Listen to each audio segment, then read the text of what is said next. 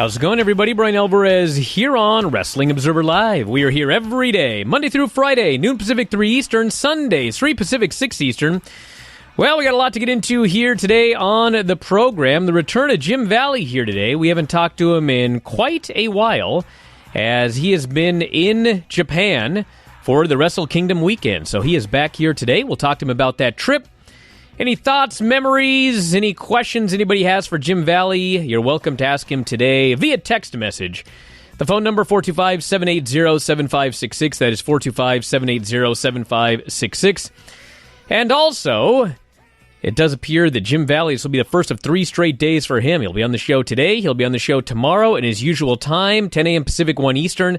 And the Sunday 3 o'clock show is going to be Jim Valle this week. So he's back with a vengeance here. And we'll be joined by him after the break. He is still ill, so he is at his house today, not here in studio. I cannot ask him. I guess I can ask him what he's wearing, but he's not here today. Semper Vivi will join us as well. He probably has questions about New Japan. And in addition to all that, we've got the news, and there is a lot of it. We have got all of the notes on the NXT and AEW ratings from this past Wednesday night. What a fascinating day it was for these numbers. NXT didn't even chart in the 18 to 49 demo. In the most valuable demo, they weren't even in the top 50. And AEW, not only in the top 50, but they were neck and neck with the NBA game. So they had a great night on Wednesday. NXT did not have a great night. In terms of viewers, the viewership was very similar for NXT. They were over 700,000 viewers, but that demo, something's going on.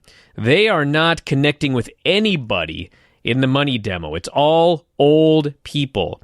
What's going on? We could talk about that today and so much more. We've got news, upcoming AEW matches. We've got Ring of Honor over WrestleMania weekend, Will Ospreay over WrestleMania weekend, and a lot more. Back in a moment to kick it off, Wrestling Observer Live. Back on the show, Brian Alvarez here, Wrestling Observer Live. Jim Valle is joining us at the moment. We are attempting to get Mike Sempervive here on the show. If we can't do it here in this segment, we'll try again in the next segment. But, Jim Valle, how are you feeling today?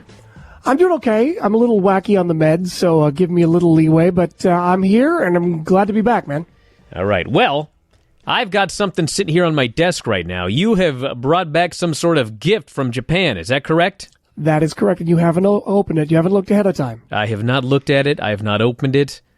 I'm a little bit concerned, Jim. I've heard that you're sick. Yes. I hope you were wearing gloves when you wrapped this thing up.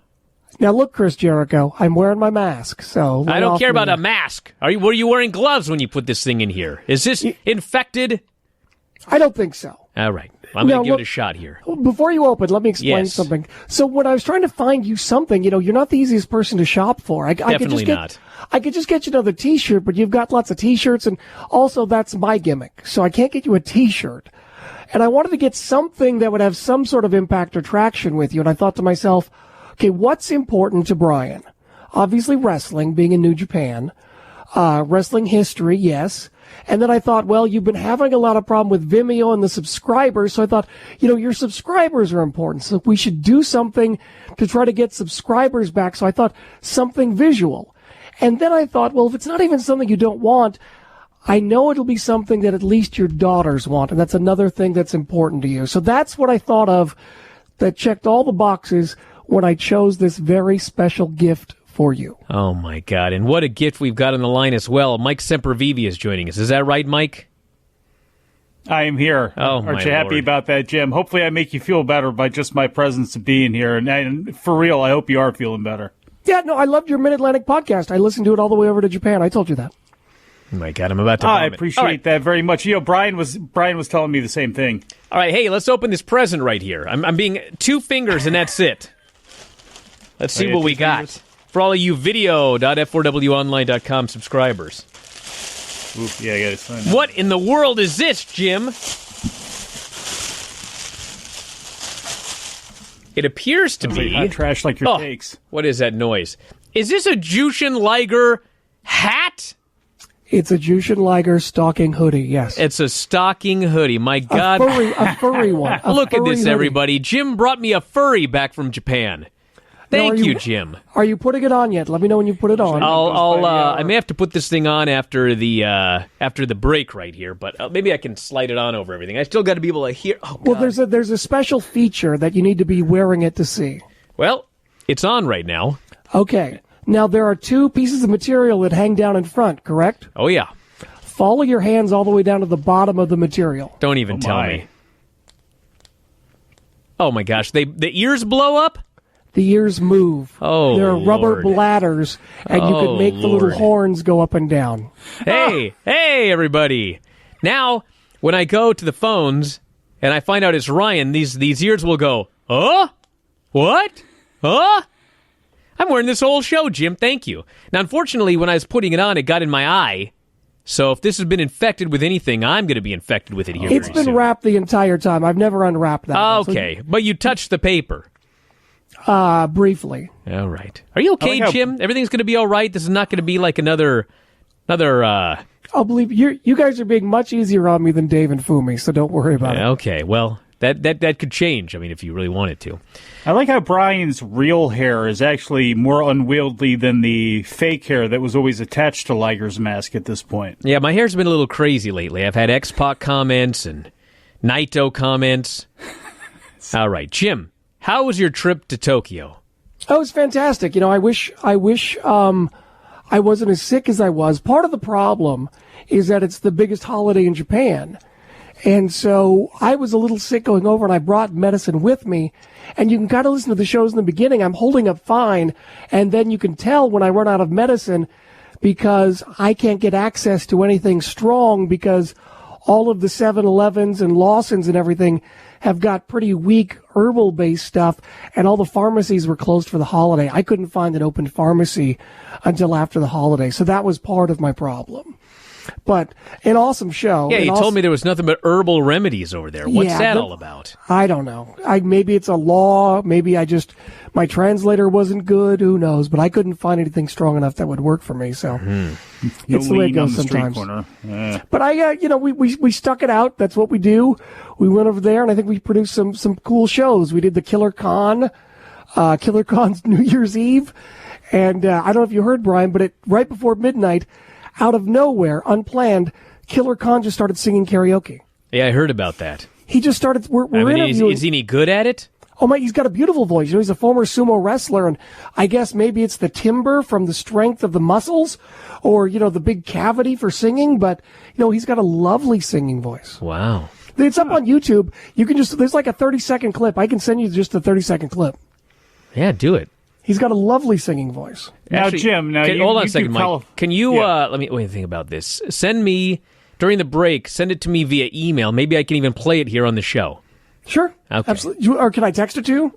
No, because that's not connected to this computer. Actually, yeah. Let's deal with all this on the air, everybody. Just get it to me, Jim. I'll figure this out. I'm a professional. Done and done. Go ahead, Mike. Can we add in Dave searching on Google just to complete everything there? But, Jim, I mean, you've done a lot of I don't know how many reunions you've done, but you've certainly done the Cauliflower Alley Club, and I know there's always karaoke and singing and a lot of carrying on and things like that. Ox Baker or whoever it is, they'll just be busting out in the song. Pat Patterson, I guess, is one of them. Now, how does Killer Khan stack up with some of the luminaries of wrestling history who love to sing karaoke? I would put Killer Khan above anyone else that I have heard. What? That said, I haven't heard everybody, but clearly. I would say that I would put him above Pat. Yeah, I would, as far as the singing technique. Well, that's only one person. What about like Vinny? He's an excellent karaokeist. I have not seen Vinny. I don't know. I can't tell you that. Yeah, one of these years on the Christmas show, it's just going to be Christmas drunken karaoke for 2 hours. So anybody who can sing, I'll get him here on the program. No, don't know. If you can't sing, we want you on the program. Just Hey, Jim, let me ask you one question, okay? All right, it's a very important question. And I want you to be honest about this. And you're welcome to say that you think I'm wrong, even though I'm not going to change my opinion. I thought it was lame. I thought it was lame when Kenta beat up Naito after he finally got his big moment. That's what I thought. What did you think, Jim? What was your opinion? I ran to the press room because I thought we were going to get a Naito press conference because I was down in the press area the whole time and I was running back and forth. And we didn't get that. The last interview we got was Kenta slamming on the table and going off on a tirade, and then they said, yeah, no Naito. And I was like, oh, well, that's odd. And then we went outside, and honestly, Brian, I did not notice any discernible upset crowd. Everyone seemed to be focused on the positive. Yeah, actually, Dave said it was euphoric. Yeah, I would say that's fair. Which, on top of that, tells me that the angle didn't work. Oh, stop. They were euphoric when they left after Naito got beat up. You are trying too hard with this. Hey, listen, all I can tell you is I didn't like it, okay? I don't care what anyone else thinks. Like, you're all entitled to your opinion, but I didn't like it. I thought it sucked. Point. I think it's a valid point. I think the fact that people were still euphoric was despite the angle, I think. Well, I mean, obviously it was despite the angle. They were happy he finally got his day. I just feel like he should have continued to get his day, but he didn't get his day. Now he's got to win the Dome again and get his day a second time. Year in advance thinking here. Years in advance. Years in advance. Now, obviously, the other thing everyone's talking about is AEW and New Japan. And I don't know if you have, I doubt you have any additional insider information, but it looks like this is unlikely to happen. So I tweeted out that thing where Jericho yelled at me, which was very funny. And I didn't expect that. But once he yelled at me, I was like, okay, this is an opening to ask some questions. So I asked him, I go, when he talked about the bridge, I go, let's continue with this bridge metaphor. What condition is that bridge in? Has it begun to be built? Was it built and now it's destroyed? Can you give me an indication of, as far as talks go with this bridge metaphor? Well, we'll get his answer after the break, Jim. Because as Dave used to say on IATA, I hear the music. Back in a moment, Observer Live. Back in the show, Brian Alvarez here, Wrestling Observer Live. Mike Sempervive, also of WrestlingObserver.com. Jim Valle joining us here today, and yes, I got this loaded up during the break. This is Killer Khan singing. What, karaoke here, ringing the new year? Right before 12 o'clock, he began singing just out of nowhere, and I don't know that anyone saw this coming. We were in the middle of a conversation. Suddenly, music starts playing, and we're like, oh my goodness, 73-year-old Killer Khan is about to sing karaoke. All right, here we go.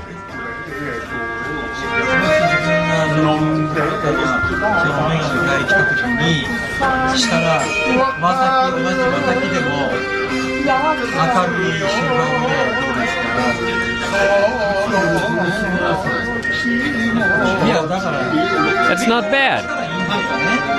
He's sitting down, and he's got like a boombox, like a cassette tape boombox playing, and he's looking at the lyrics on a flip razor phone. Wow. So it sounds like he's singing over a MIDI file. It's pretty close. It's apparently an old Japanese country song. He didn't have a rotary phone with which to do that? You'd expect him to have a jitterbug, but no, he did not have that. All right, everybody, let's get into some news here. But I hear he watches NXT and he loves it. Really? Yeah, that's what I hear. Well, he's, of course he watches NXT because he's in the 72-year-old demo here. Wednesday Night Wars back to the normal schedule last night. AEW, the clear ratings winner by a big margin. This week's Dynamite, 947,000 viewers, down only 2% from last week. And that was down 2% from a show that had no competition. The rating in the 18 to 49 demo, 0.36. Good for 6th for the night on cable. And matching last week's number in that category. They almost beat the NBA in the demo and the total number of viewers. Dynamite did particularly strong with men in that age range, averaging a .49 rating. NXT failed to finish in the top 50 for the night in the 18 to 49 demo for the second week in a row. It was kind of expected last week because it was the year-end show and awards and studio and everything like that. But this was a live show. There were Dusty Classic matches. There was a four-way match to determine the number one contender for the NXT North American title. Didn't finish in the top 50 in that demo. After positive momentum since NXT showing its Survivor Series, the ratings have fallen the last 2 weeks. NXT was up 32% in total viewers from the Year in Review episode. 721,000 viewers. So the number of viewers is not horrible. It's just this is not anywhere near the kind of viewers that they need. It's all old people. And by the way, Jeopardy did $14 million for the greatest of all time tournament, and they still, NXT, these are very loyal older viewers. These killer cons. Second lowest number since October 30th, 18 to 49. NXT 55th for the night on cable, 0.19 rating. So NXT is being doubled by AEW in that demo again. Now the quarter hours here. I'm not going to spend 25 minutes telling you about all the quarters, but here's the important stuff.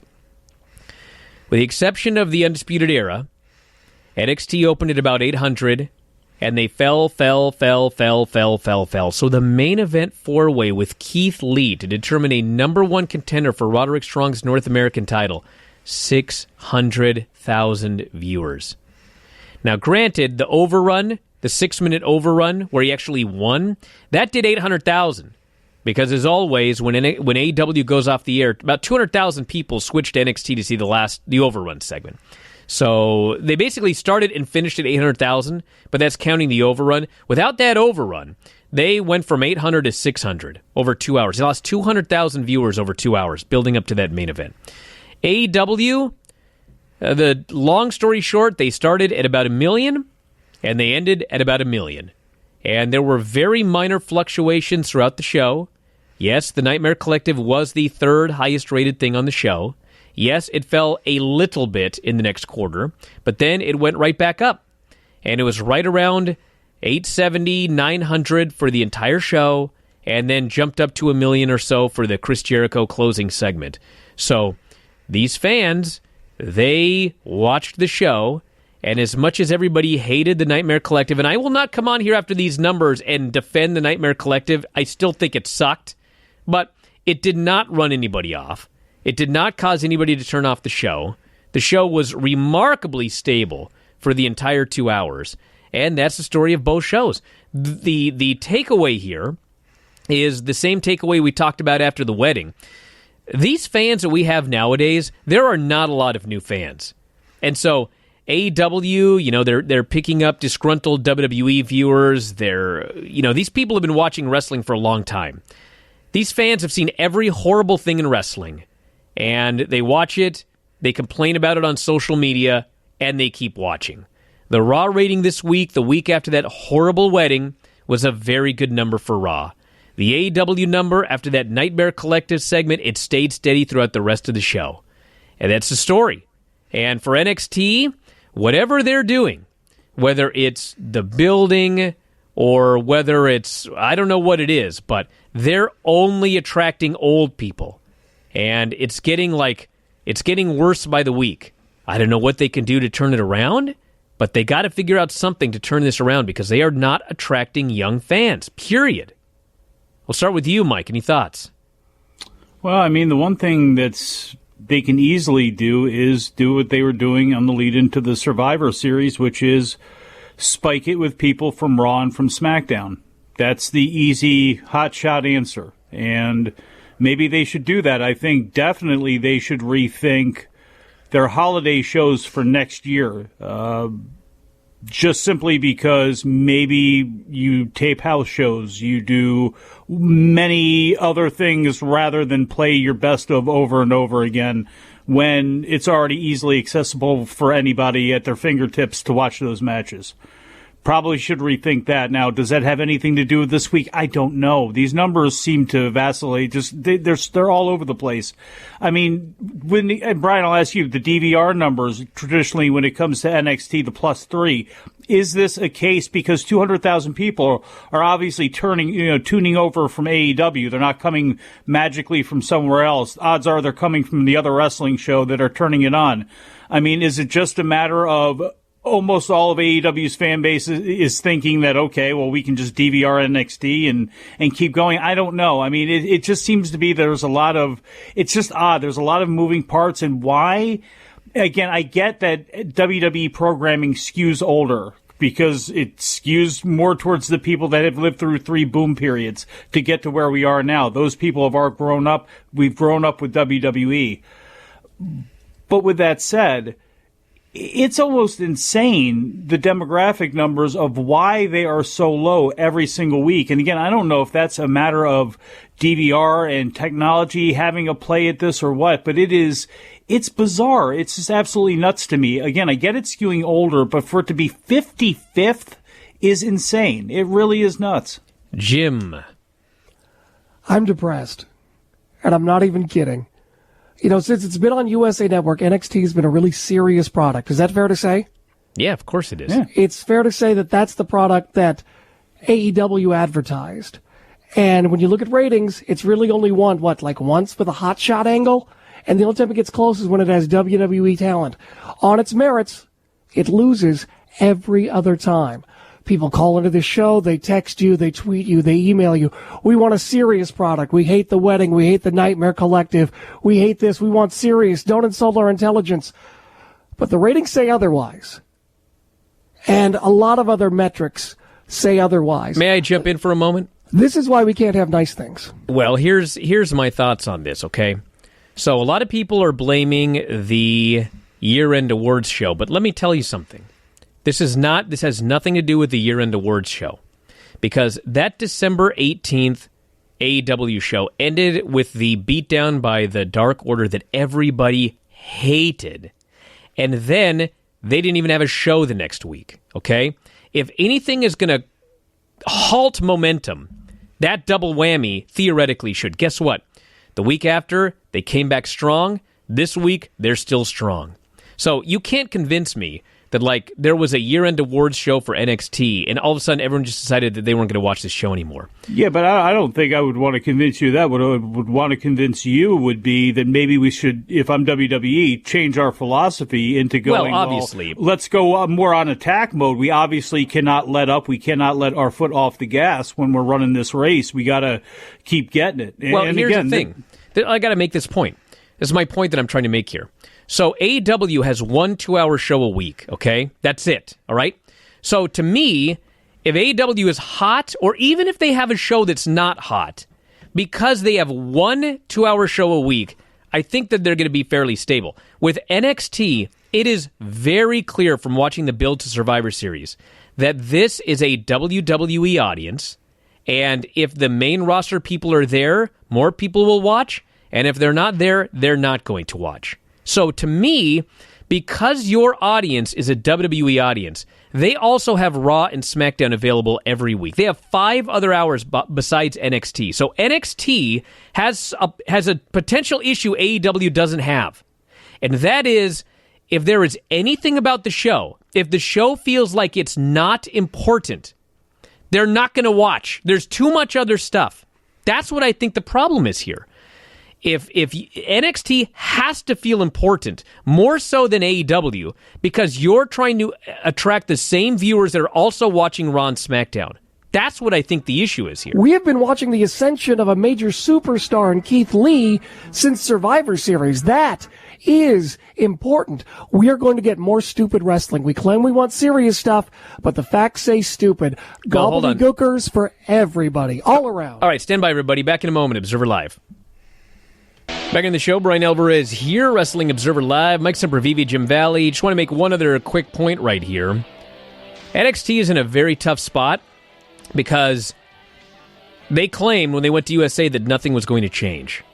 And some things have changed, little things. I mean, the show's longer. We got Finn Balor moving down, stuff like that, and especially around the Survivor Series time. But in general, it is largely the same NXT. And as we are seeing here with these numbers, I mean, this NXT on USA Network, it is not attracting new young fans. It's just not. And there's a million ideas to try to attract those fans. And obviously, as Mike noted, the easiest one is you bring down more people from the main roster. But what the problem you run into with that is, once that happens, A, it's no longer this NXT anymore. It's just going to become a third brand. And B, once it becomes that third brand, I mean, it's going to help for a while, but, 3-4 months into main roster people coming down to NXT, I mean, even that's going to start to fade. So I don't know what the solution is. I mean, the best I can come up with is you need to start pushing the younger, Matt Riddle. Matt Riddle was doing great in the demos for a while, And what has Matt Riddle done since? Nothing. So now he's not doing anything. I mean, there were people that seem to be moving numbers, and they're not focusing on them right now. So, I mean, this is a problem without an easy solution. Well, is it a problem, though? Okay. I mean, is it NXT's job just to be there to flank AEW? Is it necessarily supposed to beat? I think it's just there to maintain AEW at a certain level. It doesn't necessarily have to win to be successful. Well, it doesn't have to win to be successful, but right now, dropping out of the top 50, I mean, this is the USA Network. I'm not sitting here. Listen, I don't want to sit here and say they're in danger of being canceled. That's ridiculous. It's 1 week.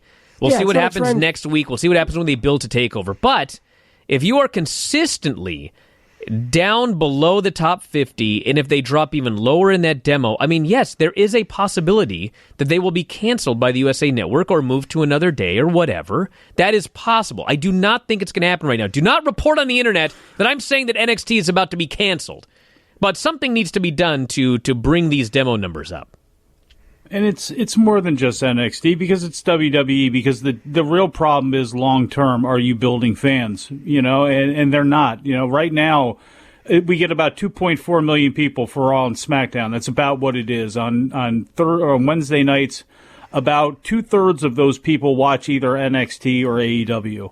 And it's obvious from the demographics, it's obvious from the lack of any buzz to go to house shows, which lost money for the first time in forever. They've got a problem in building fans, and this fan base is obviously, we're not getting our kids and our grandkids turned over into wrestling fans, or at least into WWE fans. But maybe you have two separate products. Fans. You have two separate products in the WWE brand to choose from. You've got the traditional Vince-ized sports entertainment, Raw and SmackDown. Yeah, Even SmackDown is, let me finish. Even SmackDown is sillier than Raw. So if you like your sillier wrestling, you can watch Friday night, and that's sillier. And then you have NXT that is much more serious and much more sports-based, and that's not doing anything either. I'm convinced that the people that would like Raw and SmackDown wouldn't want to watch or don't care for the product that is on NXT because they don't see wrestling as all that serious. Yeah. So I don't think the problem is that. The problem is, I believe, an image problem. That the people that might enjoy NXT have already been turned off by WWE and they ain't coming back. Like an MMA fan or a New Japan fan or somebody else out there that might enjoy it. They're like, yeah, I don't want to touch that. That's a little skeezy for me and I'm just not going to do it. Well, I think it's more that than it is anything with the NXT product. I mean, I think Raw and SmackDown, I don't know people which one is more silly than the other one. I think for most people, they're interchangeable as far as what they are. It's Raw and it's SmackDown, you know, for the WWE audience. And I think a lot of them, they don't gravitate towards NXT for whatever reason, you know, just on top of the fact that in reality, it's WWE's 6th and 7th hour of the week, you know, for the average WWE fan that's watching 3 hours of Raw and 2 hours of SmackDown. But it doesn't matter what NXT does. This is just a greater problem with WWE of creating fans anywhere, anyhow, with whatever they're doing. And that's just the lack of creation of fans. Well, yes, the lack of creation of fans is a gigantic problem. But NXT, they should have a built-in fan base of 2.4 million WWE fans, but a fraction of them are wanting to watch NXT. And I think part of that is the WWE audience, we're left with the people that have just been watching for 25 years. And the people that have been watching WWE for 25 years, I think they're the ones that email me and they get mad about everything when I talk about AEW. They have grown up and they're 50-something years old, and a leopard isn't going to change its spots. And to them, wrestling is WWE style. And NXT is not Raw and SmackDown. And so it's not WWE to them. And so only a fraction of them watch that show on Wednesday nights. I think that's one of the big problems. And that's the other issue. Is we are spoiled as consumers with everything. We want the big budget for movies. We want the big flashy entertainment. We want just the top. And we don't want to waste our time, our precious time, granted, but our precious time watching something seen as lower. So we're only going to watch Raw. We're not going to go to a house show. There's nothing that's going to happen at a house show. Nobody goes to house shows. That's not a pay-per-view. I don't want to go see a house show. we're spoiled in that regard. And those are great choices to have, don't get me wrong. But I think that's the other thing. It's like, well, Raw is the top brand, so I'm only going to watch Raw. I don't need to worry about SmackDown or NXT. Please. Who the heck is Rhea Ripley? Whatever. I think that's the other issue. But look, I think that we're going to get what we get, and we're going to get what we deserve. We're going to get more silly wrestling. We deserve the Nightmare Collective. We deserve more stupid weddings and King Corbin, because we have shown by the ratings that's what we want, and it's our fault. This is why we can't have nice things, because no one is watching the serious product. We give it a lot of lip service and claim that's what we want, but at the end of the day, voting with our eyes and our dollars, silly wins out every time, so that's what we're going to get. It's time to stop complaining about it. Well, I'm going to complain till I not die. You're That's my job here. Hey, this person here says AEW has Chris Jericho, NXT does not. I think that's a huge difference. Well, obviously, it is an inarguable point that Chris Jericho is the MVP of AEW, because it took 14 weeks for him not to be in the highest rated segment on the show. So, I mean, you can't even argue that anybody else is the MVP of this company. It's Chris Jericho. But with that said, if you look at the quarter hours for this past Wednesday night show, the fact of the matter is that everybody on this show was within 100,000 viewers of Chris Jericho.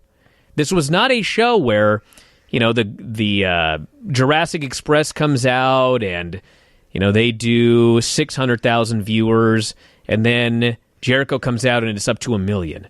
I mean, there was no wide fluctuation. Kenny Omega, Adam Page, and Private Party, they did 1 million viewers. Riho, Statlander, the Nightmare Collective, 944,000 viewers.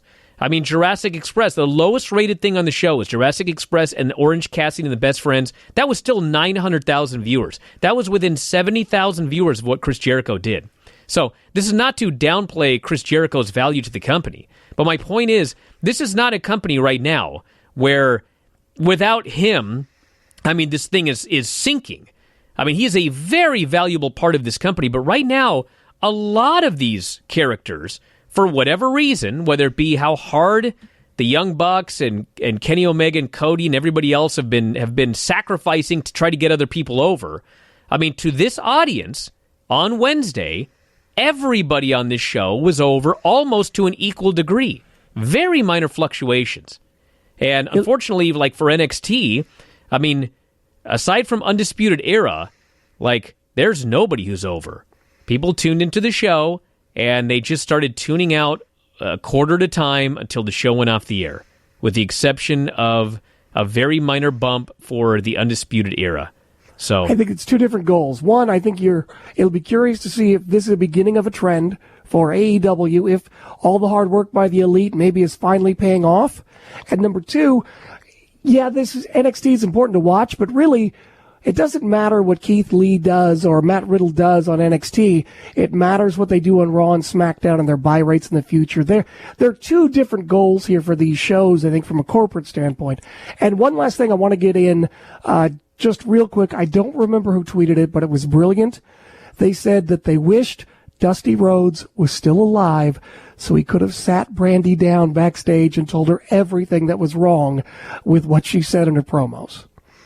That was genius. So that's all I wanted to say. This person here says, young superstars languish in NXT for years before being called up, and then once they're called up, they're ruined by inconceivably bad booking. Look at AEW. The young people are just on the show, and they aren't made to look like fools. Private Party, Jungle Boy, Darby Allin, list goes on and on. That's right. And legends. The legends are also not humiliated on AEW television. I think it's such a stupid mentality, and I heard you and Dave talking about it when it came to Deonna Purrazzo and Chelsea Green, where, well, if they're on NXT TV, then we can't bring them up to the main roster because then they've been seen by people, and Matt Riddle's getting ratings, but we don't really have something to figure him in that's really important, so we're not really going to put him on, which is, you're overthinking this. At the very least, you're overthinking it, and at the very worst, you're just... it's a self-inflicted gunshot when you do things like that. It just works counterintuitive to yourself. Just why would you work against yourself? And they've done this constantly, and it's not just WWE. Wrestling has done this constantly forever. Look at every invasion angle in the world has pretty much failed. even if they own it. And every time they own the other group that's invading, and it always seems to fail. So it's just why wrestling does this to itself. I have no idea why WWE has this mentality when it comes to their people. I have no idea. Matt Riddle should be on NXT every week doing something, because at the very least he's going to pop the crowd, he's going to give energy, he's going to give the viewer at home something. Why would you not focus on that every week? It doesn't make any sense. This person says, do you think if NXT was not on USA that AEW would be at over 1 million viewers each week? Well, I think they would be right around 1 million, but the reality is last week that NXT year-end show with replay matches we'd already seen and a bunch of stuff in the studio, I mean, if ever there was a week where if you always watched NXT first and DVR'd AEW, you would do the opposite, that's the week. And it didn't happen. They were still under 1 million. So they've got, I think they're going to settle in around here, 900, 950,000, and they still have about 500,000 people every week that are DVRing the show, and a fraction of them, I think, are DVRing the show because they want to watch NXT first. But I think a lot of them are just, they DVR the show and they don't watch NXT. I think there's largely two different audiences here. So I don't really feel that, like, if one show were on Tuesday and one show were on Wednesday, they would be doing significantly better than they're doing right now. This is not the Monday Night Wars from the 90s, where everybody switched back and forth, and, if there wasn't Nitro, the Raw would see a huge increase and vice versa. I mean, that's not happening here. And more importantly, it's not TNA either. Because TNA could never convert this audience to spend money. AEW, their audience isn't maybe what we anticipated it would be in the ratings, but that audience is still flying to All Out and All In and Full Gear. It's buying Jericho's Bubbly. It's buying T-shirts. It is spending money. They are converting customers, which, is very, very important and something TNA could never do. So keep that in mind. Lock them in. Yeah, as long as they're spending money, they're in good shape. All right, back in a moment. Observer Live. Back in the show, Brian Alvarez here, Wrestling Observer Live. Mike Sempervive, Jim Valle. This person says, Tony Khan sent out a tweet last night that was basically an apology for the show. I know Jim gets all worked up about women's wrestling, but I think they know that segment was crap like we all do. How much of this is Tony Khan and the EVPs being green bookers / promoters? Well, first off, his tweet, I'm not sure that I would say it's an apology. It was mostly just thanking everybody for the numbers last night and for the 1-year anniversary of AEW. But, I mean, the one thing that he has made very clear, as has everybody, is that they are going to try things. And they're going to try things, and they know that everybody is not going to like everything. And there's going to be some hits, and there are going to be some misses. And they are going to try to learn from the hits and the misses. And the reality is, I mean, people aren't going to want to hear this, but that Nightmare Collective thing, doing the third highest quarter, I mean, now you're in a difficult position. Because, yes, everybody on the internet hated it. And as it turned out, people on TV watched it. So what do? Do you acknowledge, do you say, oh my God, well, the internet must be right, we need to not do this stuff anymore? Do you look at the ratings and go, hey, this show is for the masses, and it didn't turn off the masses? What do you do? And I don't have an answer to this question. Like, my gut feeling is, I thought it was terrible, don't do it again. But it's not an easy answer. And that's, I mean, they've got very smart people that are examining the numbers and the quarters and the wins and losses in each demo and everything. And these are tough decisions they have to make. And we are out of time. As noted, Jim's here tomorrow. Jim is here Sunday as well. It'll be 10 Pacific, 1 Eastern on Saturday, the usual 3 Pacific, 6 Eastern on Saturday or Sunday. And Jim, I hope you get better. Mike, hope you stay well. And same with everybody out there listening to this right now. Thanks for the hat, Jim. Thanks for everything, Mike and Jim and everybody in the studio, callers and listeners. We'll talk to you again next time. Wrestling Observer Live.